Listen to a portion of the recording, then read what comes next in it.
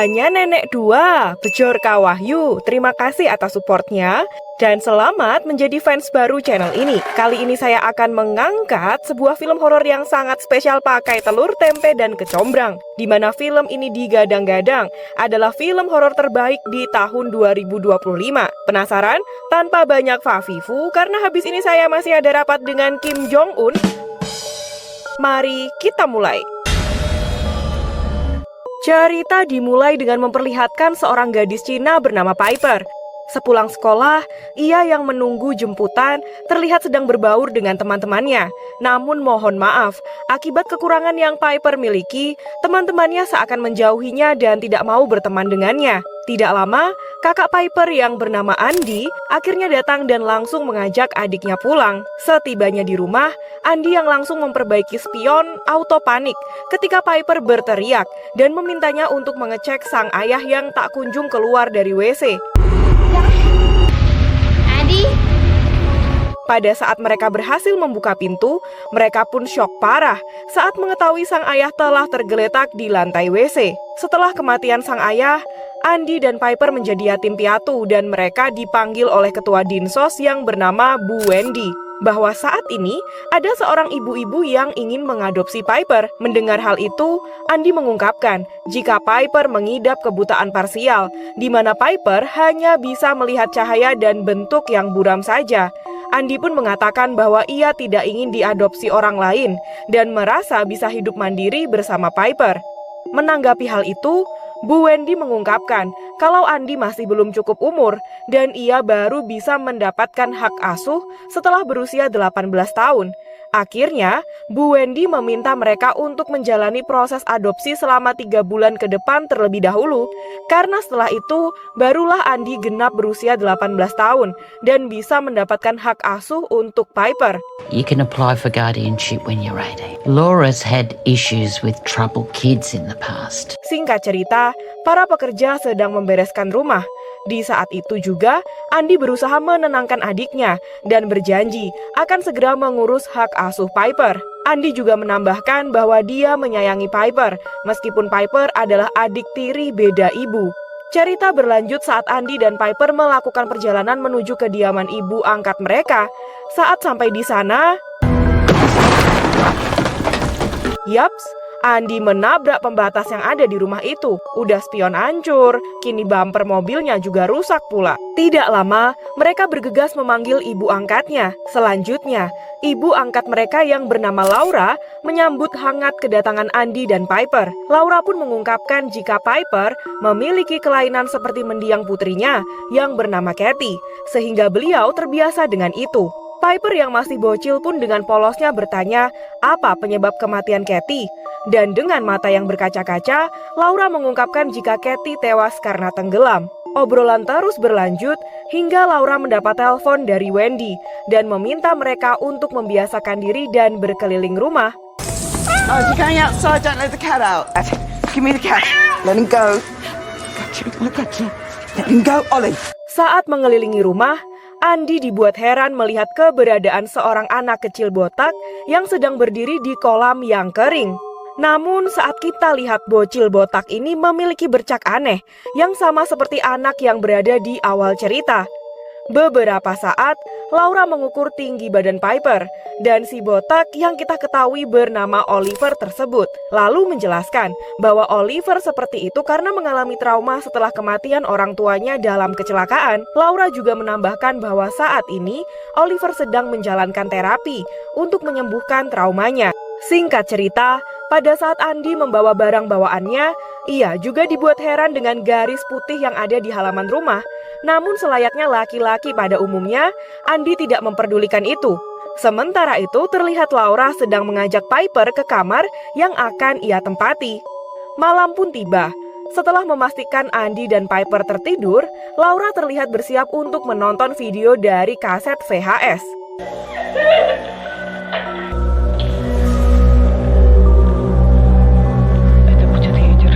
Dikira nonton film termehek-mehek, rupanya Laura diam-diam mempelajari ritual sekte sesat yang sempat kita lihat di awal film tadi. Hingga sesaat kemudian, Andy yang terbangun dari tidurnya melihat Laura dan Oliver pergi ke arah gudang pada tengah malam, tapi dia tidak menghiraukannya. Keesokan hari, Andy yang terbangun langsung kaget saat menyadari celananya basah alias ngompol. Lantas sambil mencuci celana dan spray, Andy yang termenung merasa malu karena ia merasa belum pantas menjadi dewasa karena dirinya masih ngompol ketika tidur. Di sisi lain, Laura yang akan pergi menghadiri pemakaman ayah Piper yang bernama Phil terlihat mengurung Oliver di dalam kamar. Lalu Andy dan Piper bersama Laura menghadiri upacara pemakaman si ayah. Namun saat situasi sepi, Laura nampak melakukan sesuatu pada jasad ayahnya Andy. Ternyata Laura diam-diam memotong rambut si ayah untuk dijadikan media ritual.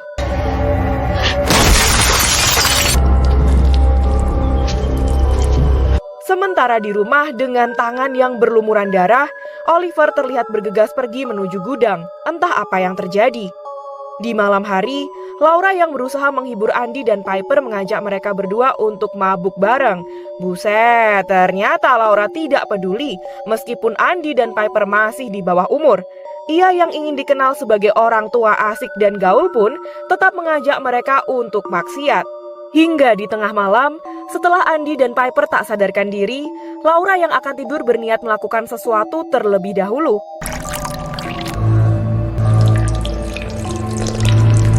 Ternyata, selama ini Andy tidak pernah ngompol, saudara-saudara, tetapi Laura lah yang sering menyiramkan ompolnya pada Andy ketika tidur. Kira-kira apa maksud Laura melakukan hal itu? Entahlah. Hanya Pak Tarno yang tahu.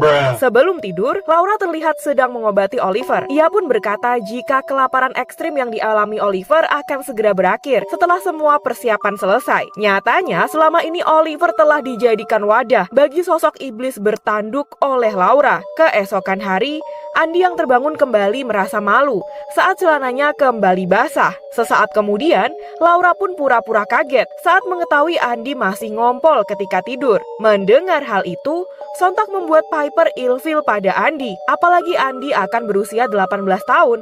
Setelah itu, untuk meredakan suasana, Laura mengajak Piper shopping.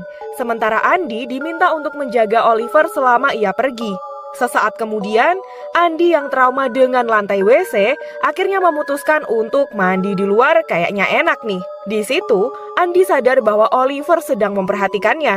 Ia lalu berusaha menyapa, namun gelagat Oliver sangat aneh. Dan ini yang terjadi.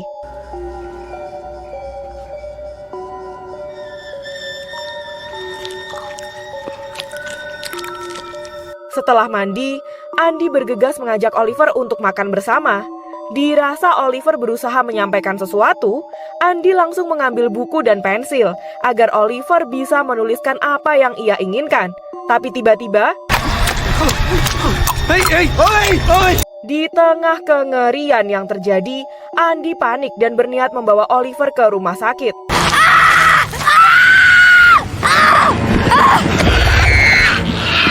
Ternyata, garis tersebut merupakan batas pengekang iblis yang telah menjadikan Oliver sebagai inang. Dan saat kesadaran Oliver kembali, dia berusaha minta tolong. Namun di saat itu pula, Laura yang datang langsung panik saat melihat Oliver sudah sadar setelah dibawa keluar pembatas. Di tengah kekesalan, Laura meminta mereka semua untuk masuk ke rumah. Sesaat kemudian, si iblis yang terkurung mulai terbebas dari tubuh Oliver. Laura berusaha melakukan ritual dengan tutorial video untuk kembali memasukkan si iblis. Setelahnya, Laura memberi makan Oliver menggunakan rambut mendiang ayah Andy dan Piper. Singkat cerita, Andy memberanikan diri untuk mandi di kamar mandi. Seketika ia pun panik saat melihat kemunculan sang ayah yang memberitahu jika Piper akan terbunuh di tempat ini. Karena khawatir, Andy malah terpeleset hingga terbentur.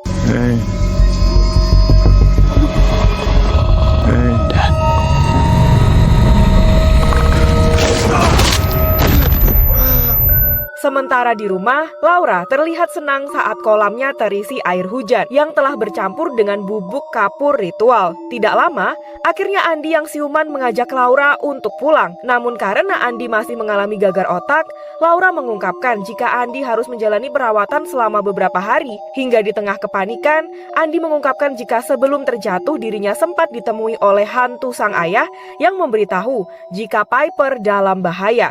Menyadari niat buruknya akan terungkap, Laura berkata jika apa yang Andi alami hanya halusinasi semata. Sepulangnya ke rumah, Laura yang akan memulai proses ritual mengajak Piper untuk bermain di tengah derasnya hujan.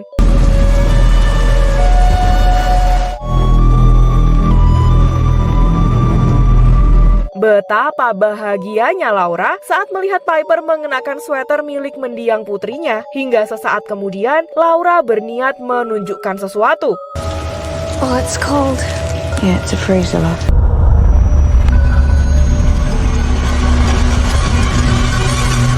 Dan ternyata selama ini Laura telah mengawetkan jasad putrinya di dalam freezer layaknya sosis Candler.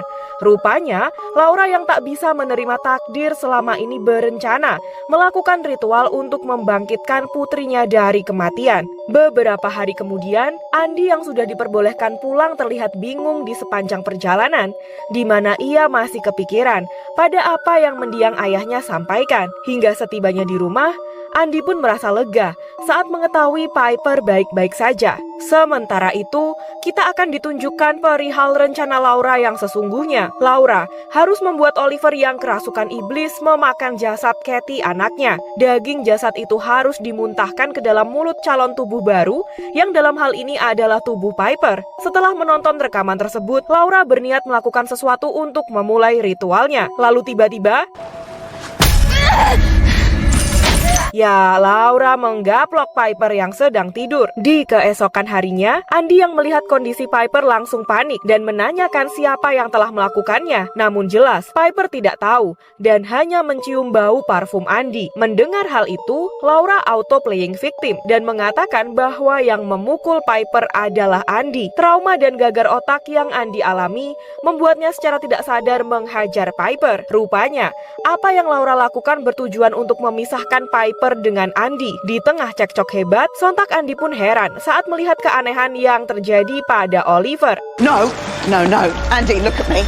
Laura? Hey! Sampai sini, Andi dan saya pun shock saat melihat tanduk yang mulai muncul di kepala Oliver. Di saat itu pula, Laura yang tak ingin rencananya terbongkar berusaha merebut HP milik Andi. Lagi-lagi, Laura melakukan jurus playing victim dan berhasil memanfaatkan Piper untuk melindunginya. Please, Andy, stop. Dirasa adiknya sudah terpengaruh, Andi bergegas pergi ke Dinsos untuk melaporkan kecurigaannya. Setibanya di kantor Dinsos, Andi yang akan menemui Bu Wendy dibuat keheranan dengan poster pencarian anak hilang yang wajahnya sangat mirip dengan Oliver. Sementara di rumah, Laura yang akan melakukan persiapan ritual terlihat mengantarkan Piper untuk bermain di playground dulu. Kembali pada Andi, ia memberitahu Bu Wendy kalau bocil yang hilang di poster ini sebenarnya adalah Oliver yang kini sedang berada di rumah Laura. Tapi jelas saja, Wendy tidak mempercayai hal tersebut. Terlebih, Laura merupakan konselor anak terbaik yang pernah ia kenal. Laura kidnapped a fucking child. She was the best counsellor we had. And believe me, love, she would never hurt a child. Hingga saat Wendy mencari informasi tentang Oliver, Andi mengajak Bu Wendy ini untuk pergi ke rumah Laura guna membuktikan ucapannya. Udah Bu, pakai jaket, kita pergi dulu. Singkat waktu, sepulangnya ke rumah, Laura yang melihat rumahnya berantakan auto panik saat menyadari iblis dalam tubuh Oliver mulai mengalami kelaparan ekstrim. Untung saja, Laura yang sempat tergigit berhasil selamat. Namun bagaikan rayap, si iblis kelaparan ini sampai memakan meja, bahkan memakan daging inangnya sendiri.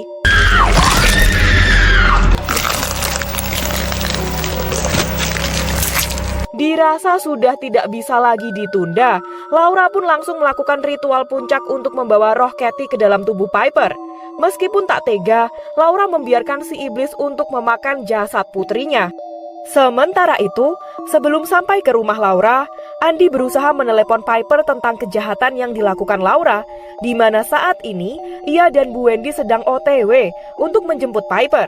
Namun tanpa diduga, telepon tersebut justru diterima oleh Laura yang telah mengambil HP Piper. Mendengar hal itu, Laura bergegas membereskan kekacauan di rumahnya.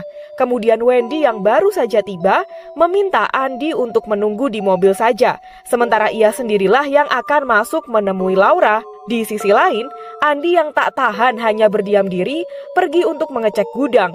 Sontak, Andy pun syok parah saat melihat Oliver sedang memakan jasad Kathy. Sementara itu, Wendy yang sedang mengecek keadaan sekitar merasa heran saat melihat tangan Laura berdarah. Tak lama, You're bleeding. Are you okay? teriakan Andy membuat Bu Wendy bergegas menghampirinya, dan ini yang terjadi. Ya, Oliver terlihat sedang mukbang jasad. Usai melihat kengerian tersebut, mereka pun bergegas pergi untuk melapor polisi. Tanpa diduga,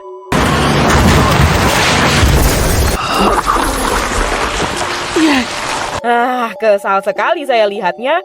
Laura yang tak ingin ritualnya gagal, akhirnya menghabisi Wendy dan Andy saat itu juga. Setelah membereskan jasad Andy dan Wendy, Laura terlihat menjemput Piper pulang dari playground. Setibanya di rumah, tanpa mengetahui banyaknya darah yang berceceran, tiba-tiba saja Piper mendengar suara kakaknya memanggil. Rupanya, suara tersebut berasal dari si iblis yang telah kenyang memakan jasad Kathy. Di tengah kepanikan, Piper heran saat mencium bau darah di ruangan tersebut. Sontak Piper pun syok saat mengetahui kakaknya sudah tiada. Di saat itu pula, Laura yang menyadari kejahatannya telah terungkap meminta Piper untuk tenang, karena dirinya hanya membutuhkan tubuh Piper untuk dijadikan wadah jiwa putrinya.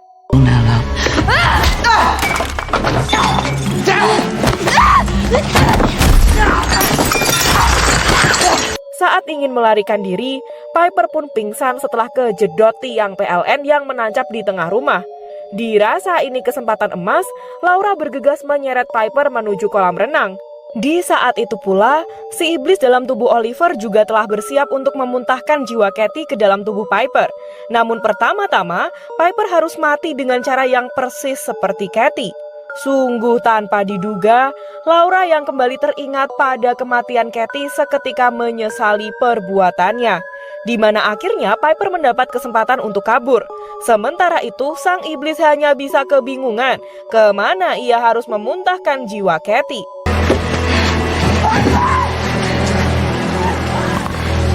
Si iblis yang sempat mengejar berhasil dijatuhkan setelah perutnya ditendang. Hingga sesaat kemudian, Piper untungnya ditemukan oleh seorang pengendara yang melintas. Di saat itu pula, Oliver yang mulai bisa mengendalikan diri bergegas keluar dari garis pembatas.